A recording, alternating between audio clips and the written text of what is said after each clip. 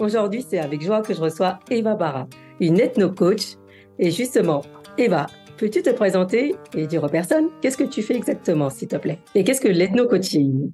Avec grand plaisir, Fanta. Alors, je me nomme Eva Barra, et j'ai fondé l'ethno-coaching. Ça consiste à accompagner les personnes à comprendre leur identité plurielle, à comprendre comment ils se sont construits à la jonction de plusieurs cultures. Et dans un second temps, cette introspection leur permet de mieux organiser leur vie ici et maintenant, mais aussi de mieux s'organiser dans leur projet. Merci. Et qu'est-ce qui t'a amené à aller dans le côté ethno-coaching, justement? Je dirais que j'ai moi-même eu, à un moment donné de mon parcours, eu besoin de faire appel à une dimension thérapeutique, de faire appel à des accompagnants, à des aidants. Et je me suis retrouvée confrontée à l'incompréhension des personnes auxquelles j'ai fait appel, malgré le fait qu'ils étaient les meilleurs dans leur domaine, sincèrement. Eh bien, il y avait quand même une limite dans leur compréhension, dans leur capacité à m'accompagner dans la dimension culturelle, dans les questions qui relevaient, ou du moins de la tradition, des coutumes, des croyances, de la religion, etc., etc. Oui, c'est vrai que on est souvent, il y a beaucoup aujourd'hui, je trouve qu'il y a énormément de coachs, il y a énormément de thérapeutes, mais ce côté, ce que tu es en train de dire par rapport à l'incompréhension culturelle, tradition, par rapport à la tradition ou tout ce qui est en rapport avec les coutumes ou la religion, en fait, devient de plus en plus vaste. Donc, qu'est-ce qui a fait qu'aujourd'hui, tu t'es plus spécialisée dedans? OK, par rapport au vécu que tu as eu, mais à quel moment tu as eu un déclic en te disant, en fait, comment je peux aider d'autres personnes qui vivent cette même situation que moi? Alors, je dirais que dans un premier temps, j'ai d'abord fait le choix d'être coach. Pour moi, ça a été vraiment une décision que de devenir coach. Ça a été de me dire que ce que j'apportais à travers mon activité, où au départ j'étais travailleuse sociale, ce que j'apportais dans les structures dans lesquelles j'exerçais, eh bien, c'était mon regard singulier sur la pluriculturalité des adolescents qui étaient placés, des familles qui se retrouvaient avec des enfants retirés, etc. Il y avait vraiment un regard ouvert à leur carte du monde. Donc, ce qui faisait que j'arrivais à harmoniser les rencontres avec les familles, j'arrivais à permettre à ces jeunes-là de se mettre en mouvement pour leur propre projet de vie, en fait. Et du coup, à partir de là, quand je me suis retrouvée, moi, dans l'incapacité de poursuivre cette activité-là, eh bien, je me suis demandé comment est-ce que je pouvais mettre ça à profit pour d'autres personnes. Oui, merci. Et d'ailleurs, par rapport à ce regard singulier, moi, j'aimerais bien que tu m'en dises un peu plus, puisque c'est quelque chose qui est intéressant. Après, peut-être que ça parle pas à tout le monde. Moi, ça me parle, mais qu'est-ce que tu entends par regard singulier? Alors, je dirais on a ce qu'on appelle, moi je parle de carte du monde, c'est-à-dire que Bien sûr. on a, selon la culture dans laquelle on a grandi, selon les parents qu'on a eus et l'environnement extérieur qu'on a eu, eh bien, on va se créer une définition, on va se créer presque une map de c'est quoi le bonheur. C'est quoi le bonheur dans le couple? C'est quoi être heureux, être épanoui au travail? C'est quoi être heureux, épanoui dans sa vie en tant qu'individu? Eh bien, ça, c'est ce qui rentre dans la carte du monde, en fait. C'est ce qui va faire que ma définition du bonheur s'appuie sur mon vécu ou sur ce que mes aïeux, mes ancêtres ont pu me transmettre. Et du coup, on porte ça à la fois à l'intérieur de nous et à la fois on le vit au quotidien. Oui, on et le vit tous les parfois, jours. eh bien, c'est là où moi j'interviens, c'est que parfois des cartes du monde s'entrechoquent. En ce qui me concerne, par exemple, je suis née dans l'actuel Mali et je suis arrivée en France à l'âge de 2 ans. Donc j'ai grandi, j'ai vécu, je vis toujours d'ailleurs en France pour le moment. Eh bien, mes parents m'ont transmis leur carte du monde du bonheur qui est principalement créée de leur représentation du bonheur à l'africaine. Du coup, je dirais clairement, dans la culture soninké. Oui, c'est par rapport à leur éducation aussi. Exactement. Donc, par rapport à ce qu'ils ont reçu, c'est ce qu'ils vont transmettre à leurs enfants. Maintenant, encore une fois, si j'étais née et que j'avais grandi au Mali, eh bien, je n'aurais pas eu de choc culturel, puisque ça. Alors, du coup, c'est ce qui va amener justement ce choc culturel. C'est un conflit, c'est une guerre à l'intérieur, en fait. C'est une guerre interne qui est de ce que mes parents m'ont appris et ce que l'environnement dans lequel je vis au quotidien m'apprend. Mais ce qu'ils me disent sur le même sujet, Oui, mais ça nécessite pour moi, ça nécessite que la personne elle ait aussi une part de discernement, mais aussi ça nécessite que la personne commence à se poser des questions sur ce qu'elle est en train de vivre. Est-ce que c'est pas forcément que est-ce que ça le convient ou pas, mais c'est surtout est-ce que ce qu'elle est en train de vivre va en accord avec ce qui est en train de se passer en elle. Ma culture, dans la culture de mes parents, c'est que voilà le mode d'emploi. Dans la culture du pays dans lequel je vis, voilà le mode d'emploi. Mais dans les deux, là, très souvent, c'est diamétralement opposé.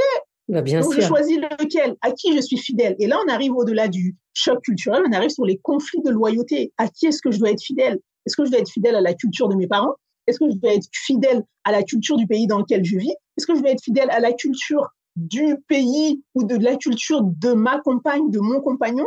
Et tout ça, là, ça crée des émeutes internes. Bien sûr. Oui. Mais alors, pourquoi faire un choix? Est-ce qu'on est obligé de faire un choix surtout? Très souvent, voilà, c'est ce qu'on pense. Très souvent, les personnes que j'ai en accompagnement pensent qu'ils doivent choisir, pensent qu'ils doivent leur loyauté, leur fidélité à un camp. Et du coup, choisir un camp, c'est abandonner l'autre, c'est trahir l'autre, c'est rejeter l'autre. Mais du coup, on Mon est dans rôle, c'est une de les forme. amener à ne pas choisir, à Voilà. sortir de cette dualité. C'est exactement ce que j'allais dire. Parce qu'en fait, quand on choisit, donc ça veut dire qu'il y a une dualité. Et lorsqu'il y a une dualité, forcément, il y aura toujours un côté, une insatisfaction quelque part qui va se produire. Totalement. Et du coup, ça crée une frustration, ça crée un mal-être, ça crée justement ce sentiment d'avoir trahi une partie, d'être infidèle, etc., etc. Mhm. Mon rôle, en tout cas, c'est d'amener à conscientiser déjà que il y a conflit interne, il y a une guerre à l'intérieur et que au bout d'un moment, cette guerre-là, qu'est-ce qu'on fait? Est-ce qu'elle continue parce qu'elle nous consume et que très souvent, ces personnes-là sont épuisées, mais elles ne savent pas où part leur énergie. Bien sûr. Et surtout, quand qui dit guerre, dit que forcément, derrière, il y aura un perdant. Totalement. Et donc, généralement, le perdant, vu que c'est une guerre invisible, généralement, c'est nous-mêmes qui perdons la phase.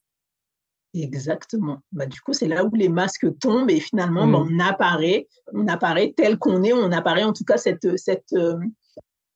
non-alignement devient visible. En fait, nos incohérences deviennent visibles à force d'être tiraillés dans tous les sens, d'essayer de faire plaisir à toutes les parties de nous, parce que ce sont des parties qui sont à l'intérieur de nous. Bien sûr. Eh bien, on finit épuisé, éreinté, en burn-out personnel, un burn-out social.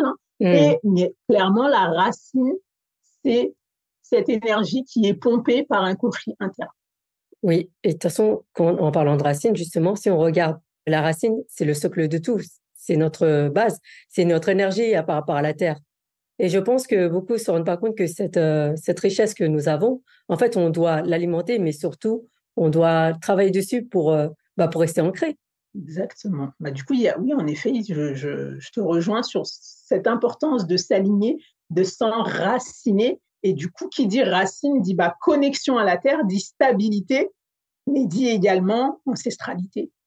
Dit également, dans le je suis, il y a le suis, être, mais il y a aussi, quand on dit je suis qui je suis, ça veut pas dire, c'est pas une question d'ego. C'est pas je suis l'être qui je suis l'être. Exact. C'est je suis être qui je suis suivre.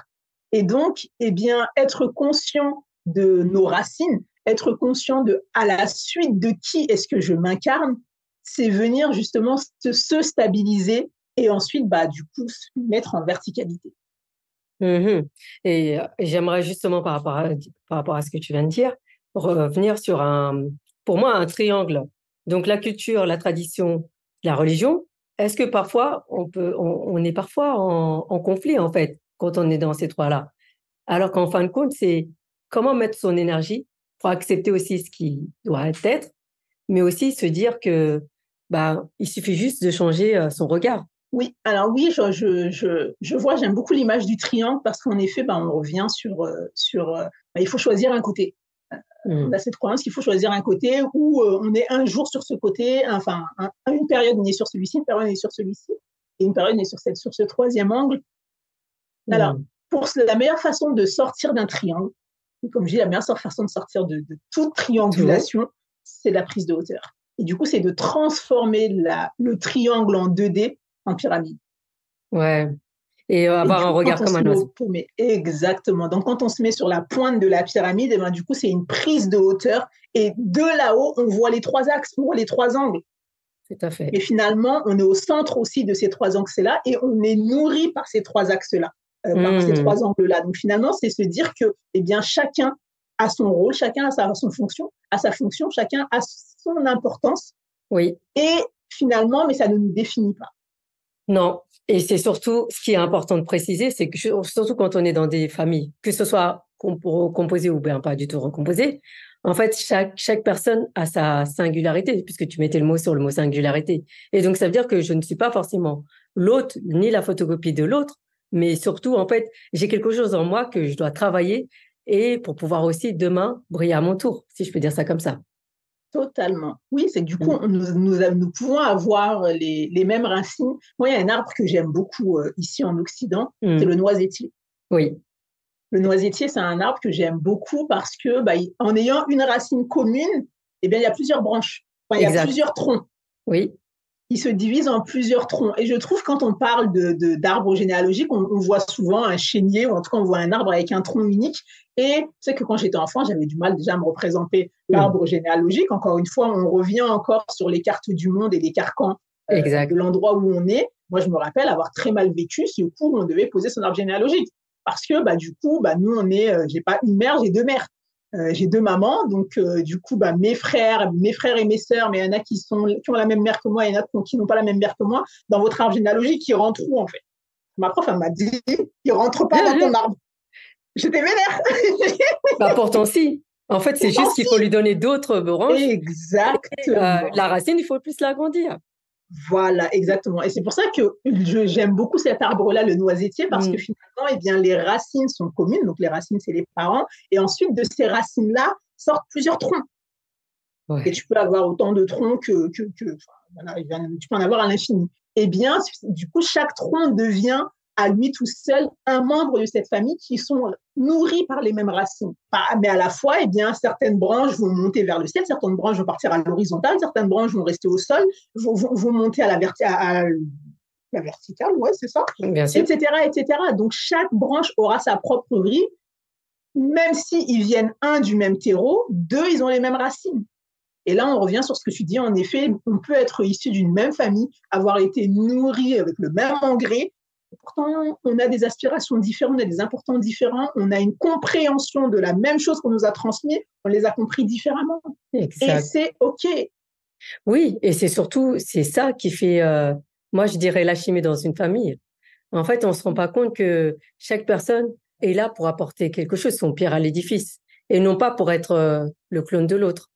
Et je pense que c'est important de comprendre que certaines personnes vont peut-être sortir des rangs, mais c'est pas forcément quelque chose de négatif. Peut-être que ces personnes-là sont en train d'expérimenter quelque chose qui va libérer justement cet arbre généalogique. Et je vais rebondir sur ça en te demandant de nous expliquer justement comment tu travailles par rapport à l'arbre généalogique avec tes clients. Alors moi, la généalogie, comment est-ce que je la travaille? L'arbre généalogique, je dirais, je viens surtout travailler, ou du moins en tout cas mettre en lumière chez la personne de qui elle vient, d'où est-ce qu'elle vient. Et au-delà du fait que voilà qui je suis, mais en fait, avant de pouvoir, on dit souvent, c'est une citation, un dicton qui est vieux comme le monde, voilà, je sais où je vais parce que je sais d'où je viens. Eh bien, j'amène vraiment l'accent là-dessus, je les amène à conscientiser d'où tu viens. Dans où tu viens, il y a le lieu, mais il y a également les personnes. De qui est-ce que tu descends?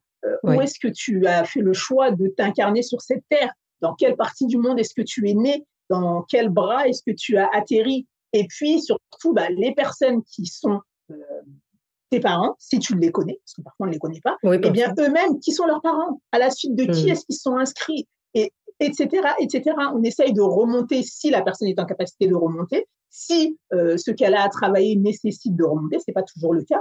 Et parfois, très souvent, je l'ai beaucoup chez les personnes qui sont originaires des Antilles, eh bien, l'arbre généalogique s'arrête très vite. L'arbre généalogique s'arrête très vite parce qu'ils ne la connaissent, parce que parfois ils ne la connaissent pas. Parfois, ils ne la connaissent pas parce que justement, il y a eu des changements de nom, etc., etc. Donc, la généalogie, c'est vraiment d'aller voir au niveau 1, de manière factuelle, eh bien, qui sont tes ancêtres. Et ensuite, au-delà de ça, comment est-ce que je le travaille? C'est qu'est-ce qu'ils t'ont apporté? Qu'est-ce que ces personnes-là qui se sont incarnées avant toi, ou du moins, toi, en t'incarnant à la suite, parce que je suis qui je suis, eh bien, en t'incarnant à la suite de tel parent, de tel grand-parent, de tel arrière-grand-parent, de quoi est-ce que tu vas hériter? Oui, puisqu'on vient avec les bagages. Donc aujourd'hui, la plupart des personnes te disent on peut couper les liens karmiques, on peut couper les liens qui nous lient, ou voire même parce qu'on va faire un changement radical, ça va rétablir l'arbre. Qu'est-ce que tu en Oui. penses? Moi, je pense que c'est pas le cas. Mais après, je pars du principe qu'au niveau énergétique, on aura toujours cette vibration en nous. Alors moi, je fais très attention. Je suis très vigilante sur tout ce qui est tout ce qui amène vraiment à retoucher justement Ouais. ces liens-là, ces connexions. Alors j'ai des personnes que j'accompagne, que je suis amenée à accompagner, qui ont expérimenté beaucoup de choses, C'est qui ont ça. expérimenté beaucoup d'approches, beaucoup de techniques. Je dirais que c'est les clients les moins simples pour moi. Oui, Les clients les moins simples, c'est les clients qui ont expérimenté beaucoup de méthodes différentes. Quand je dis beaucoup, oui, parce qu'ils sont sont beaucoup plus dans la de 5. comparaison. Exact, parce ils sont beaucoup dans la comparaison. D'une Ou part, ils sont dans la attends, comparaison, exactement. c'est gentil, D'une part, ils sont dans la comparaison, exactement. mais pas que. Pas que. Du coup, d'une part, ils sont dans la comparaison. D'autre part, ils sont aussi ils ont beaucoup touché.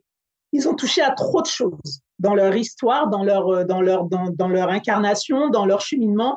Ils ont touché à beaucoup de choses. Donc, eh bien, on en vient à c'est comme si c'était un jardinier, par exemple. J'ai un cerveau Oui, imagé, donc je partir en image. C'est comme si c'était pareil. un jardinier qu'on faisait intervenir après que y a une personne qui lui demande justement d'enlever des mauvaises herbes. Eh bien, s'il intervient le premier, eh bien, qu'est-ce qu'il va faire? Il va, pour qu'une mauvaise herbe soit complètement retirée, eh bien, il va vraiment aller chercher la racine de cette mauvaise herbe. Et du coup, il va pouvoir enlever et la mauvaise herbe, la partie visible, et la partie sous terre. Eh Oui, bien, ces personnes-là, pour lesquelles c'est le moins simple pour moi de les accompagner, c'est des personnes qui ont déjà été voir d'autres personnes et qui ont coupé l'herbe à ras. La mauvaise herbe, ils l'ont coupée à ras. Donc, je n'ai plus de prise pour pour tirer la aller racine. chercher la profondeur, en fait. Et du coup, ça devient très compliqué parce que justement, il y a tout un pan, ils sont beaucoup dans la tête. Ils sont beaucoup dans le j'ai compris, Dans le je mental. sais comment je fonctionne exactement. Mm. Ils ont surdéveloppé leur mental et du coup, ça devient moins évident de les amener dans les ressentis, dans Oui, l'être, de les amener à descendre et du coup d'aller vraiment saisir les racines de ce qu'ils veulent transformer en fait. En tout cas, impacter au niveau de la racine, ça devient moins évident puisqu'ils ont beaucoup retouché la surface. oui, Et donc, du coup, ça revient à ces personnes-là qui sont vraiment sur le bas. Du coup, il faut rompre les liens karmiques. Il n'y a plus de prise.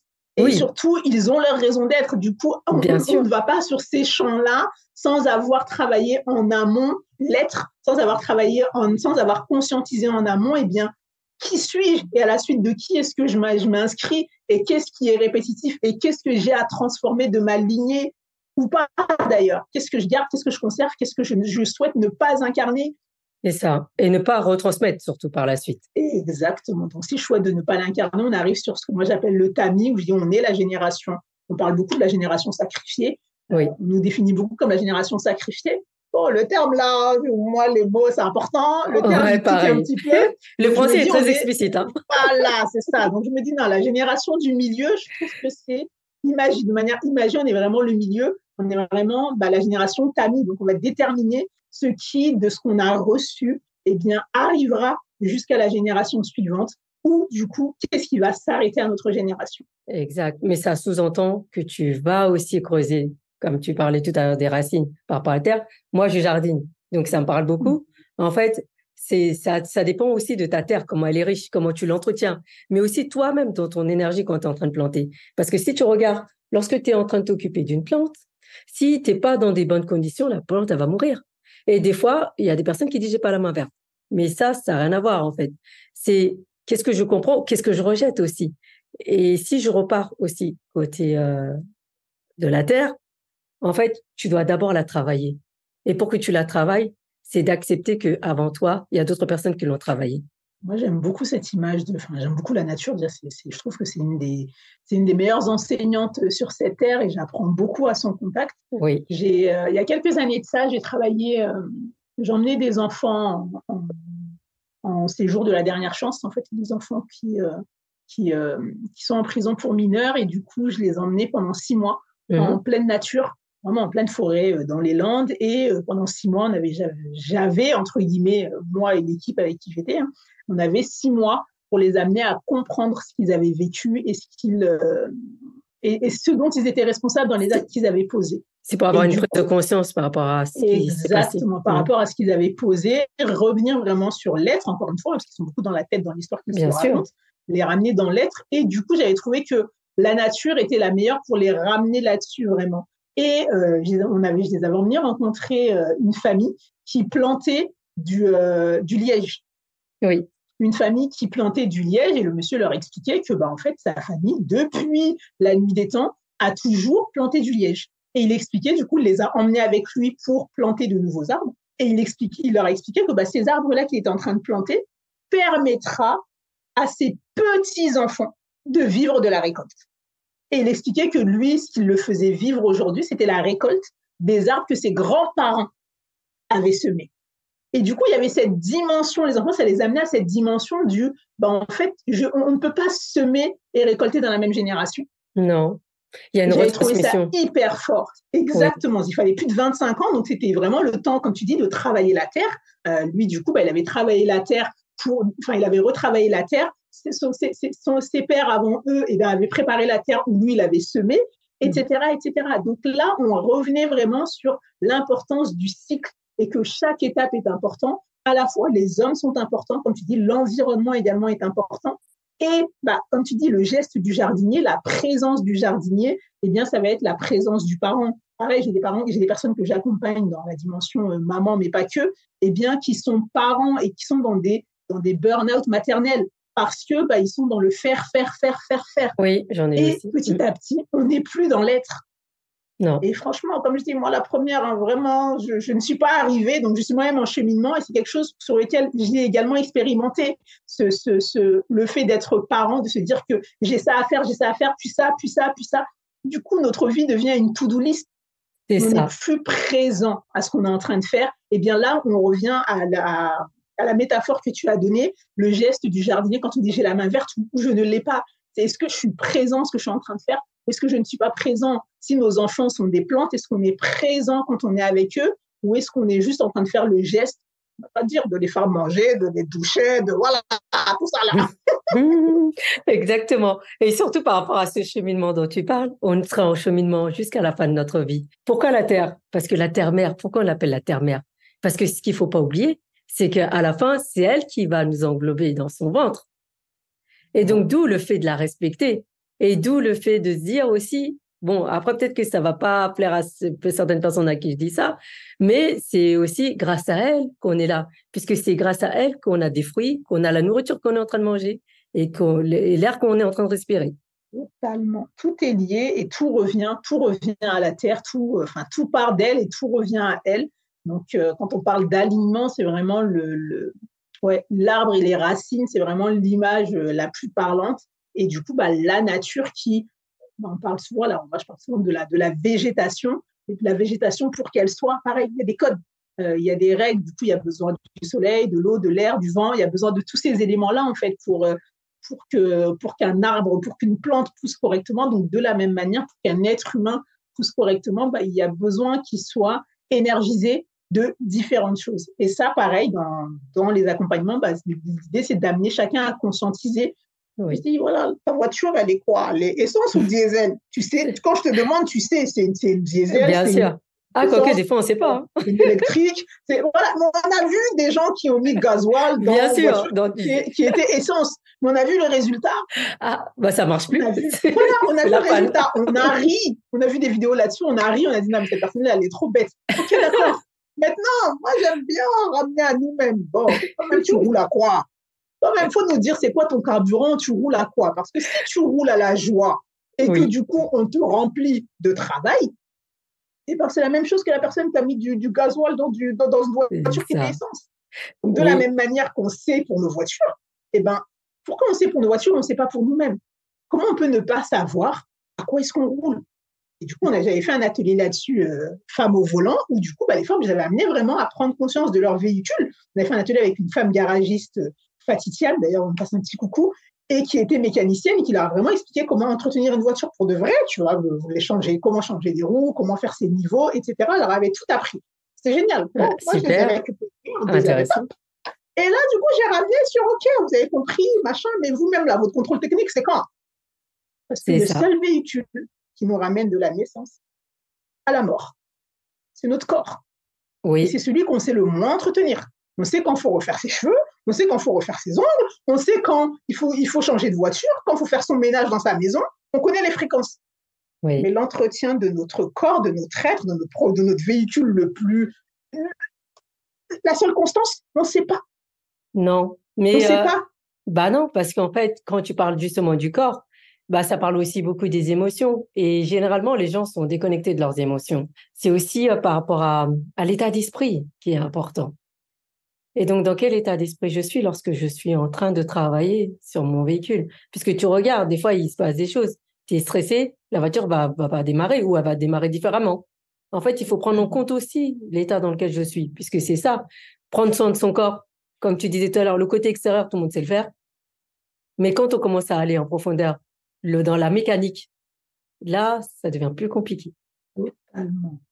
Et du coup, c'est là où moi j'aime beaucoup ce que tu fais, Fanta, parce que tu vas vraiment sur cette dimension-là. Et c'est pour ça que du coup, je te recommande quand ça se présente à ce moment-là, parce que les ramener sur le corps, les ramener sur ce que le corps dit, Mm. ce décodage de ce que ton corps te parle en fait. Quand le voyant de ta voiture, je reste sur l'image de la voiture, j'aime beaucoup cette image-là. Quand le voyant de ta voiture s'allume, tu sais que tu dois remettre de l'huile, que si tu n'en mets pas, si ton moteur il se casse, c'est ta responsabilité. De la même manière, ton corps il t'envoie des voyants pour te dire là, c'est le moment de faire la vidange, c'est le moment de refaire le plein, tout ça. Mais tu ne sais pas les écouter. Et aujourd'hui, quand tu ne sais pas tes voyants, tu vas voir un mécanicien. Le Exact. mécanicien va te dire, en fait, oui, en effet, ce voyant, ça veut dire ça. Ce bruit-là, ça veut dire ça. Mais quand notre corps, il a des trucs, on va sur Google. On va chercher l'information et après on prend. Alors qu'en fait, il y a beaucoup de conneries dessus. Exactement. Alors que justement, pour moi, le corps nous parle, il y a des langages, il y a un signe, il y a des, enfin voilà, du coup, il y a des alarmes avant. Il y a des voyants, il y a des alarmes, il y a des bruits avant comme je dis, le corps tire le frein à main. Et là, du coup, c'est la maladie, c'est l'hospitalisation, c'est l'immobilité, c'est je suis Ou bloqué voire du pire. dos, et voire pire. Et en effet, Oui, c'est à force que les voyants n'ont pas été entendus, écoutés, que le corps se dit en vrai, hey, ce véhicule-là, je n'arrive pas à reprendre la main dessus, c'est mieux, je m'arrête là, et puis voilà, moi je retourne là-bas. ben Voilà, oui, l'âme se dit, moi j'abandonne, je sors de ce corps, et puis advienne que pourra. c'est ça. D'ailleurs, il y avait un adage qui disait prends soin de ton corps pour que ton âme ait envie de rester. Totalement. Et donc, du coup, pourquoi? Parce qu'en fait, c'est ce corps-là, en fait, ok, c'est une enveloppe qui est là pour quelque temps, mais maintenant, qu'est-ce que je fais? J'en fais de cette enveloppe-là. Moi, je pense qu'il y a toute une rééducation peut-être à faire, ou peut-être il faut se poser différemment les questions par rapport à ce corps. Qu'est-ce qui fait qu'aujourd'hui, il y a de plus en plus de personnes qui sont mal? Alors, moi, je dirais que le mal-être, c'est une absence d'être. Je pense qu'il y a un mal-être, il y a un mal-être qui est de plus en plus conscient. Est-ce qu'il est nouveau? Je ne pense pas. Je ne pense pas qu'il soit nouveau. Je Et pense c'est que ça peut-être fait à déjà quelques siècles. Voilà, je pense accentuer. que ça fait déjà quelques siècles qu'on on a lâché le corps et qu'on est monté dans la tête. Euh, Déjà, moi, je dis, voilà, il y a une personne qui a accentué ce truc-là, c'est quand ils ont dit je suis ce que je pense. Et ça y est, ils ont gâté, ils ont tout gâté. Ouais, À partir de là, ils ont créé l'identification au mental et à partir de là, les gens sont mis à gonfler leur mental, leur verbe, tout ça là, mais ils sont déconnectés de l'être et du corps, des ressentis, des émotions. Ça, déjà, pour moi, ça a été une accentuation. Le mal-être, aujourd'hui, il est de plus en plus présent et je trouve que les gens en sont de plus en plus conscients. C'est la bonne nouvelle dans tout ça, c'est qu'aujourd'hui, en tout cas, les gens en sont de plus en plus conscients. Ils parlent de mal-être. Donc, qui dit mal-être dit que du coup, j'aspire à être. Ça, c'est déjà un bon début. C'est déjà vraiment un bon début. Mal-être dit qu'on aspire au bien-être, au mieux-être. Eh bien, on revient petit à petit, en tout cas, ça revient dans le verbe. Après, ça va descendre dans le corps. C'est ce que je nous souhaite. bah, ça descend dans le corps quand on a conscience. C'est toujours ça. D'ailleurs, ça rejoint aussi le travail que tu fais. Pourquoi? Parce qu'en fait, les personnes, à partir du moment où ils commencent à le conscientiser, ils commencent à se dire, ah, il y a un truc qui va pas. Moi, j'encourage toutes les personnes, en fait, que je côtoie, qu'ils soient mes clients ou pas clients, mais ce que je les encourage, en fait, à toujours s'accorder un moment pour soi et se poser la question de ce qu'ils sont en train de vivre. Et aujourd'hui, en fait, on a peur d'être face à soi-même, en fait. On a peur d'être dans un moment où on se pose une question sur qu'est-ce que je suis en train de vivre? Est-ce que ça me parle ou est-ce que ça me parle pas? Et donc, je pense que je vais embrayer sur une autre question que j'aimerais te poser, justement, par rapport à ça. Quelle est cette grande difficulté qu'on a ou qu'il y a dans le développement personnel par rapport à ces personnes-là ou de façon générale? Alors, moi, je dirais qu'on a du mal à être seul. On a du Ça fait mal peur. à rester dans le silence. Et moi, j'accuse les chanteurs de zouk, de R&B, je les accuse. Ils nous ont chanté pendant juste pas, tu es ma moitié, tu es mon soleil. Donc, ils ont créé non, vraiment, je les accuse, quoi. Ils ont créé cette dépendance. Bah oui. Enfin, ils l'ont pas créé, parce aussi, ils sont Non. appuyés sur ceux qui étaient avant eux. Mais en tout cas, ils continuent à véhiculer cette image-là de je ne peux pas exister seul. C'est de Je ne peux pas être heureux l'idéalisme. seul. C'est ça. Et du coup, il y a ce truc il crée cette représentation où pour être bien, il faut être deux. Puis, oui, tu as trouvé ta moitié. Non, je suis né entier. C'est quoi? C'est ça. Bah parce qu'en fait, ils te suis rendent né dépendant. entier. Exactement. Oui. Donc, cette idée-là a été généralisée qu'on n'était qu'une moitié. Qu'on n'était qu'une moitié d'eux, qu'on était la côte d'eux, qu'on était... Non, je suis né entier. Je chemine avec une autre personne qui est entière. Et donc, déjà, quand on arrive vraiment sur cette dimension-là d'entièreté, ensuite, on arrive du coup sur le fait qu'on arrive à être seul. On accepte d'être seul, on accepte d'être entier quand on est seul. Il faut déjà accepter d'être entier quand on est seul. Ensuite, on accepte la solitude. Et ensuite, on accepte le silence. Parce que c'est dans le silence que notre âme peut être entendue par nous-mêmes. Exactement. Et puis même, c'est dans le silence qu'on entend les voix de la nature, de la vie. Et ce qu'il ne faut pas oublier, c'est qu'on est arrivé comme des vers de terre et tout seul. Donc, pourquoi j'aurais besoin de quelqu'un d'autre? J'ai besoin de quelqu'un d'autre, OK, pour l'entretien, pour d'autres choses plus pratiques, comme le disait un pirate que j'ai vu lorsque j'étais en voyage, et qui dit, les gens, ils sont là avec leur coffre-fort, leur argent, leurs biens, leur matériel. Moi, ça m'appartient. Regarde, moi, je suis habillée en pirate. Tout le monde est là, il y en a qui se moquent de moi, il y en a qui prennent des photos, il y en a qui sont... Mais moi, je suis bien. Mais ce qu'ils oublient, ces gens-là, c'est que demain, quand ils vont mourir, ils auront besoin de quelqu'un d'autre pour les porter dans leur cercueil. Ils vont pas aller tout seuls, hein. Tu vois? En fait, quand tu comprends tout ça, tu te dis, bah, ça rejoint tout ce qu'on est en train de dire. Totalement. Par l'être.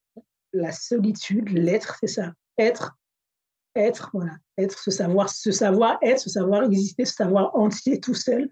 Et ensuite, on pourra être dans une relation interdépendante, dans une relation à l'autre qui sera saine, en fait, qui sera authentique. Parce qu'on n'est pas dans une relation de dépendance, on n'est pas dans une relation de supériorité, de soumission, etc., etc.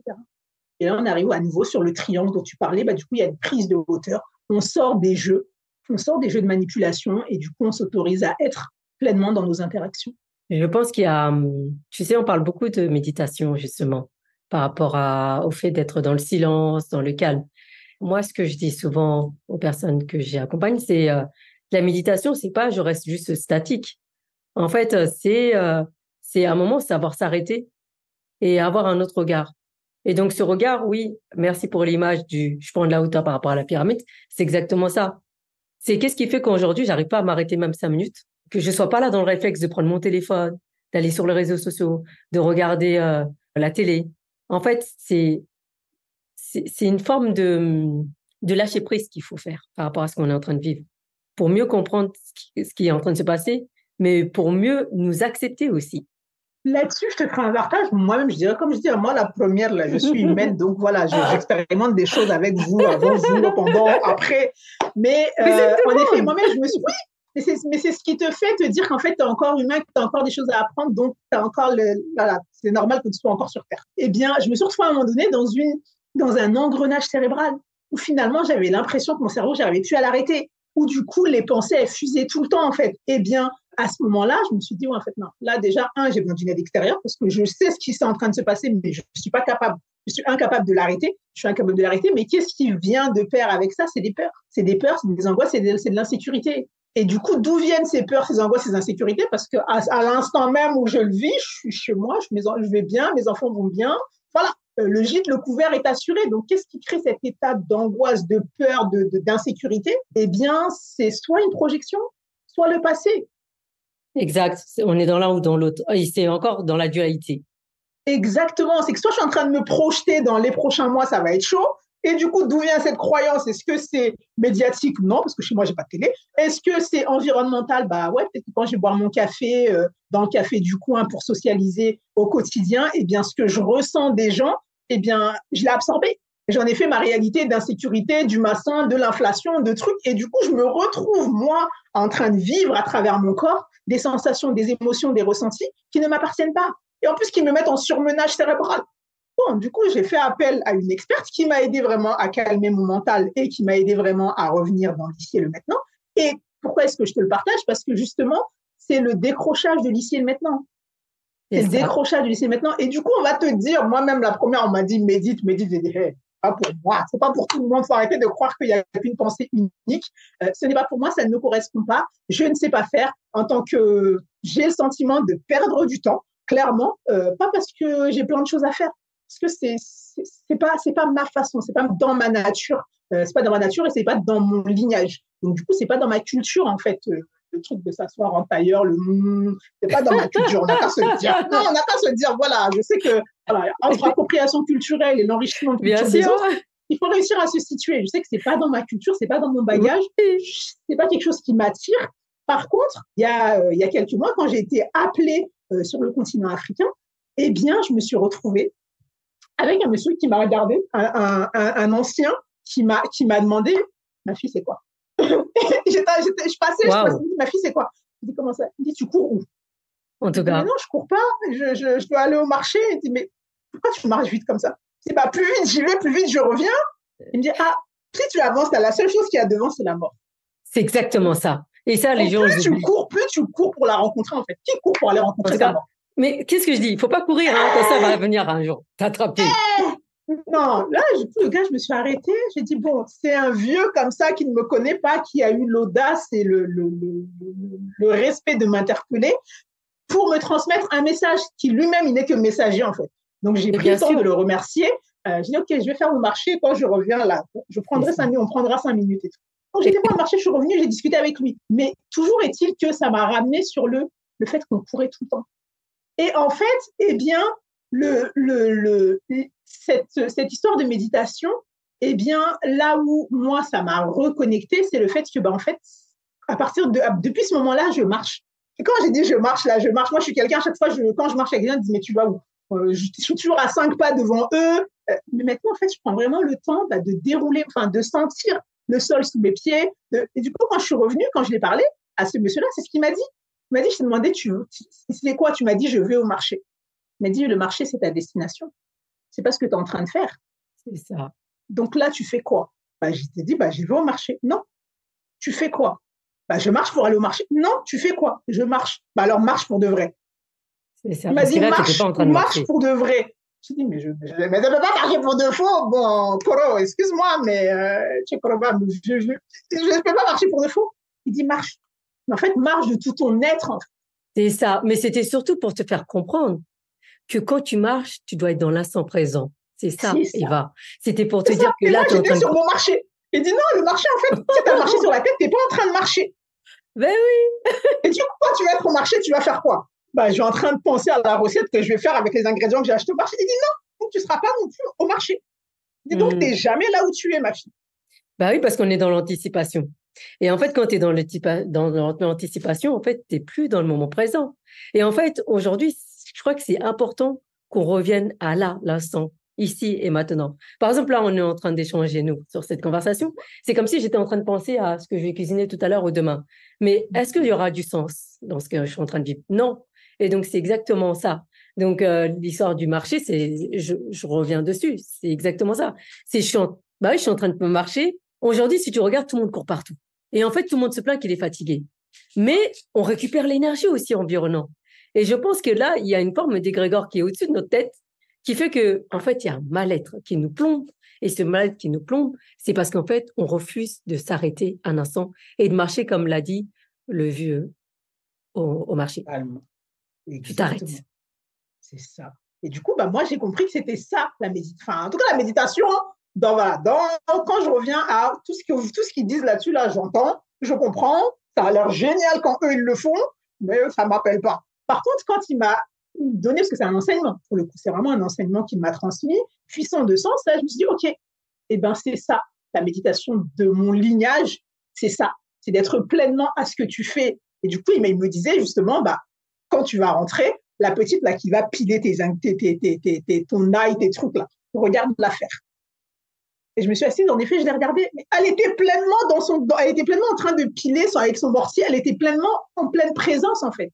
Et ça, et là, je me suis dit, OK, c'est ça la méditation. Mais oui. C'est ça la méditation. Mais voilà, dans mon lignage, et du coup, j'arrive à être en paix avec cette méditation-là. Je suis alignée avec cette méditation-là, donc depuis, je pratique cette méditation-là. Quand je passe mon balai, je suis pleinement en train de passer mon balai. Quand je suis pleinement présente. Aujourd'hui, en tout cas, des fois, mon esprit est pas on a qu'à se dire la vérité, et puis je le ramène et je me dis, OK, là, il est parti, OK, très bien, je note ce qui vient, et puis je reviens pleinement à la tâche que je suis en train de faire. Quand je fais ma vaisselle, je suis en train de faire ma vaisselle. Et tu vois, par exemple, je suivais Ama, elle, ses dévots, en fait, les tâches qu'ils n'aimaient pas faire, elle leur faisait faire, parce que c'est comme ça que tu te concentres. Donc, par exemple, quand tu fais le ménage en ayant ton casque, ou quand tu es en train de travailler ou courir avec ton casque, mais en fait, tu n'es pas là, tu n'es pas concentré sur ce que tu es en train de faire. En fait, tu es en train juste de faire passer le temps pour que ça aille plus vite. Mais en fait, ce temps-là que tu es en train de passer, peut-être que c'est en train de t'enlever quelque chose que tu aurais eu comme enseignement à ce moment-là. Et en fait, quand on a marre de quelque chose, le conseil, c'est de le faire jusqu'à ce que tu n'en as plus marre. En tout cas, j'accueille parce que moi, là, j'ai des phobies administratives. Là, je suis en train d'essayer de mettre ça là-dessus, faire jusqu'à ce que tu en as plus marre. Je dis, bon, OK. Donc, je veux dire, on chemine, on continue à cheminer, je continue à apprendre de tout et de tout le monde. Donc, oui, OK, je te dirai ce qu'il en est. Je vais faire mes tâches administratives. Ben oui, merci Eva. Et bon, on va bientôt arriver à la fin justement de notre échange. C'était très intéressant. Quels sont tes prochains défis?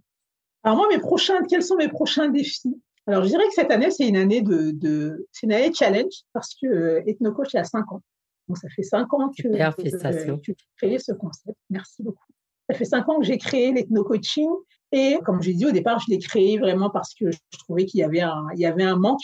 Justement que c'est pas que les personnes qui me ressemblent, les personnes pluriculturées ne sont pas ouvertes à la thérapie, à l'accompagnement. C'est que quand on y va, eh bien, on aimerait bien faire une économie d'expliquer nos cultures, nos traditions avant de nous faire accompagner. Et donc, quand j'ai démarré au départ, j'avais cette compétence-là et je voulais à la fois en faire profiter tout le monde. Il y avait ce truc-là, cette croyance-là que du coup, il fallait que je puisse accompagner tout le monde, en fait, et c'est pas toutes les communautés. Et en fait, finalement, ça aurait été possible. C'est-à-dire qu'en gros, j'ai fini par comprendre que les premiers clients qui sont venus à moi, c'est les personnes qui me ressemblaient. C'est les afro-descendants. Bien sûr, on les attire. C'est les premiers clients qui sont venus à moi. Et au niveau de la j'avais ce truc-là du oui, mais moi, je veux accompagner tout le monde. Oui, mais moi, je veux accompagner tout le monde. Pourquoi il y a si peu de caucasiens, par exemple, qui font appel à mes services? Et puis, j'avais la possibilité, comme justement, quand on a les compétences qu'on a, on peut accompagner absolument tout le monde sur la planète. Et il m'a fallu me poser, faire ce travail d'introspection, de me dire, en fait, qu'est-ce que ça vient te dire, en fait, cette volonté d'accompagner tout le monde, en fait. Eh bien, j'ai fini par comprendre, mon travail d'introspection, que, il y avait la validation de la blouse blanche. On n'a qu'à se le dire parce que, voilà, comme je dis encore une fois, j'ai beau être afro-descendante et très fière de mon africanité, eh bien, j'ai grandi en Occident jusqu'à aujourd'hui. Eh bien, les différents diplômes qui m'ont été remis par des personnes blanches. Du coup, de beige, comme dirait mon fils, parce que pour lui, on n'est pas noir ou blanc, on est beige ou marron. Eh bien, par des personnes belges. Donc, il y avait inconsciemment cette volonté d'être validé par ces mêmes personnes. En fait. Donc, une fois que tu l'as conscientisé, tu le transformes avec les outils qui sont les miens. Et j'ai fini par faire le deuil d'accompagner tout le monde en me disant, en effet, les compétences que j'ai, les diplômes que j'incarne et l'héritage que j'ai de mes ancêtres peut apporter à toute personne sur cette planète. Par contre, les personnes qui me ressemblent n'iront pas voir n'importe quel thérapeute. C'est ça. Et surtout, j'ai fait le deuil d'accompagner tout le monde pour me concentrer sur ces personnes-là. Et oui, parce que des fois, on parle beaucoup du diplôme et tout ça, mais au bout d'un moment, c'est l'ego qui prend le dessus par rapport à ça. Et en fait, les gens vont s'identifier à qu'est-ce qui leur parle, qu'est-ce qui fait sens pour eux. Mais il y a aussi l'énergie que tu vas dégager à ce moment-là. Donc, en fait, la personne que tu vas accompagner, exactement. En fait, il faut qu'elle se retrouve dans ce que tu vas dire, mais aussi que ton histoire lui parle pour moi. Aussi, par rapport à ce côté racine. Est-ce que mes racines sont semblables aux siennes? Exactement. Est-ce que j'ai été nourrie de la même chose? Est-ce que ma construction est similaire? Est-ce que mon bassin est similaire?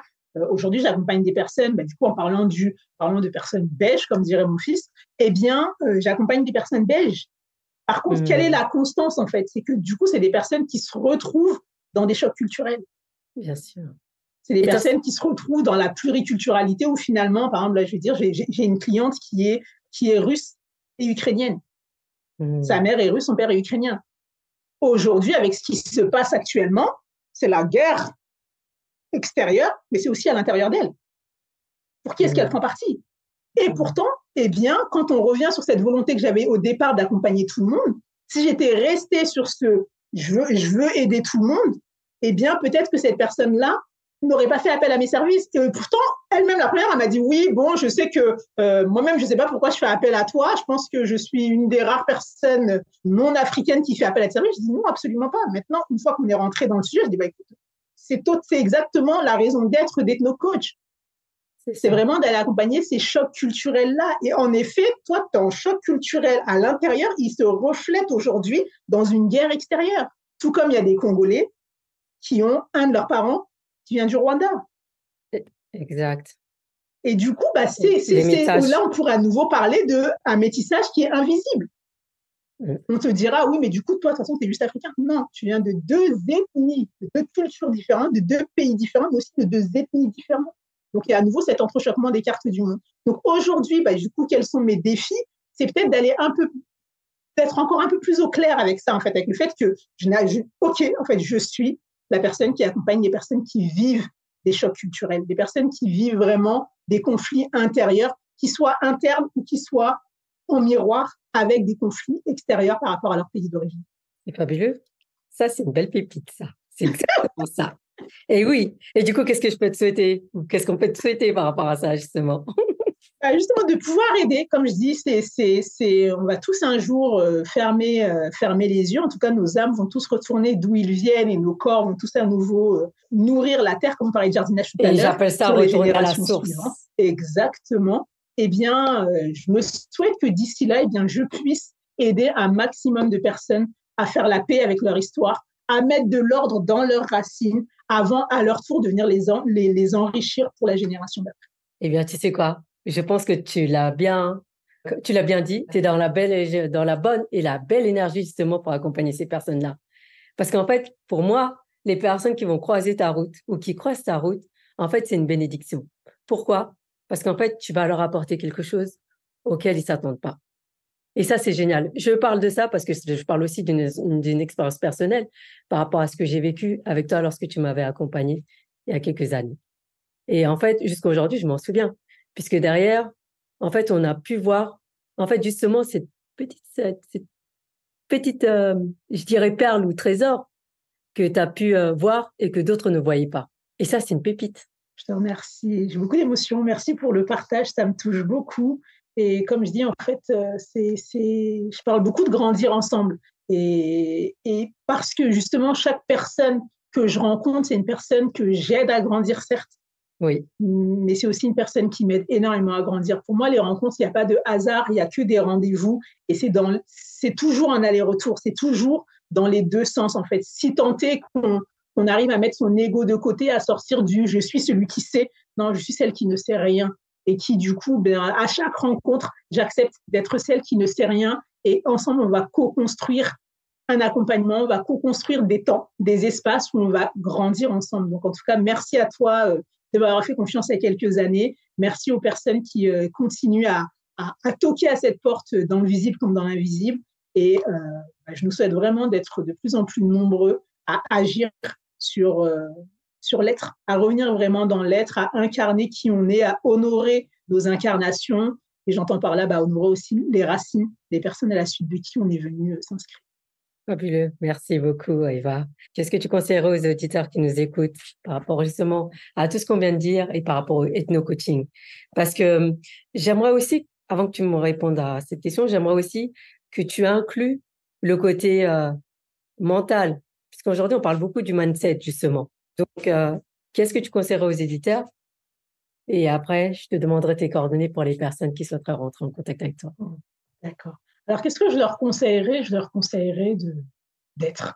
Je leur conseillerais la même chose que je me conseille à moi-même, hein, vraiment, de sortir de nos to-do list là, de sortir de nos je dois, il faut, voilà. Yaka, Yaka, voilà, exactement. Non, on n'a qu'à revenir, qu'à revenir à l'intérieur du corps, il n'y a qu'à revenir dans le cœur, mais surtout, il n'y a qu'à revenir dans nos ressentis. Donc, je nous invite, moi inclus, à vraiment être à l'écoute de nos ressentis, à revenir vraiment dans notre corps, à écouter nos émotions, à les expérimenter, à expérimenter le silence, à petite dose, peut-être progressivement, je dirais, à tout éteindre. Par exemple, on parlait tout à l'heure des fonds sonores. Eh bien, il y a des personnes qui, quand elles rentrent chez elles, elles vont allumer la télé, puis elles te disent non, mais je ne la regarde pas, mais c'est un bruit de fond. Oui. Mais le mental a besoin de... Mais c'est une fuite de toi-même, parce que le silence, c'est te retrouver face à toi-même. Le silence, c'est répondre à cette convocation intérieure, c'est écouter ces bruits à l'intérieur, c'est écouter ces mal-être, ces douleurs dans le corps. Donc, on les masque par du bruit. Et de la même manière que on va aller courir, on va écouter de la musique, où il y a des personnes qui me disent oui, du coup, j'ai écouté, quand je travaillais en radio, chez Africa Radio, on me disait oui, du coup, j'ai réécouté tes émissions pendant que je fais la vaisselle ou pendant que je fais mon footing. C'est génial qu'elles prennent le temps d'écouter les émissions a posteriori. C'est top qu'elles puissent se dire, justement, mais on a cette volonté de faire plusieurs choses. Le multitâche tue. Le multitâche tue et le multitâche nous déconnecte de notre être, en fait. Donc, eh bien, je dirais, essayons de faire une chose à la fois. Monotâche. C'est ça. Oui. Essayons de revenir vraiment au monotâche. Essayons de revenir vraiment à une chose à la fois. Quand tu écoutes ton podcast, eh bien, tu es pleinement assise en train d'écouter ton podcast. Quand tu es en train de faire ta vaisselle, tu es pleinement en train de faire ta vaisselle. Tu ressens le savon sur ta main, tu ressens que ta main est caillée, tu ressens que l'assiette, tu es en train de la gratter, tu ressens. Non, vraiment, tu ressens que le carrelage sous tes pieds, il est froid, ou que le tapis sous tes pieds, il est mouillé. Être pleinement présent, revenir au monotâche, c'est ça. Quand tu cours, eh bien, tu ressens vraiment l'air qui rentre, le vent qui souffle tes cheveux, tout ça là. Mais du coup, revenir au monotâche, c'est vivre pleinement chaque tâche. Parce que du coup, faire du sport, c'est génial. Écouter des podcasts, c'est génial. On se dit, on va faire un combo des deux. Et au final, on fait ni l'un ni l'autre. Ni l'autre, exactement. Et c'est surtout, comme tu as bien dit, les ressentis, c'est de savoir se connecter à ces 5 sens. Et ça, moi, j'insiste. Tu vois, les 5 sens sont super importants pour soi, mais aussi par rapport à tout ce qui est en train de se passer. Donc, le côté monotâche, c'est je reste attentif. Là, quand je suis en train de respirer, je reste sur ma respiration, simplement. Quand je suis en train de faire la vaisselle, je fais que ma vaisselle. Quand je suis en train de faire du dessin ou de l'art, je fais de l'art. Et ça, c'est pareil aussi pour les enfants. Parce que tu en as parlé aussi tout à l'heure, les parents qui travaillent, qui sont avec leurs enfants. Pourquoi ils déconnectent? Parce qu'en fait, ils veulent tout faire en même temps.